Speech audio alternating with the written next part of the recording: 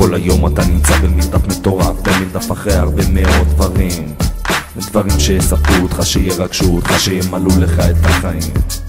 אבל בסוף היום אתה חוזר הביתה עם בלגן בראש ועצבים, ומוצא את עצמך שואל מה אתה בחיים.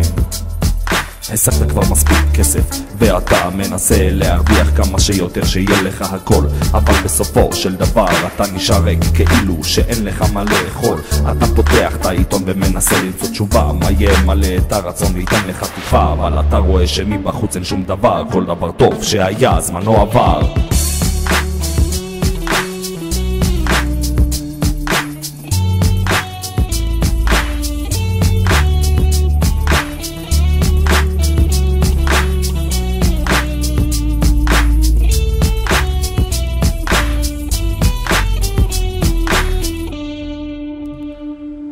כבוד רודף כסף, רודף כבוד, כל היום אתה מסתובב מחפש על מי לעבוד, עוד כוח מתגלגל לך אל הידיים, ואתה מרגיש מסופק ומבסוט בינתיים, עד שלפתע מתעורר בך רצון חדש, רצון שמחזיר אותך אל המרדף המטופש, ושוב מגיע התסכול ומשתלט עליך, ואתה שואל מה הטעם בחייך.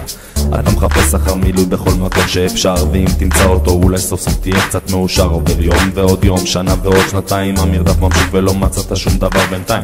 לפתע משהו חזק עמוק עמוק בפנים מראה לך את המשמעות האמיתית של החיים, תענוג ואור גדול נכנס לתוך הנשמה וממלא אותה בחום ובאינסוף של אהבה.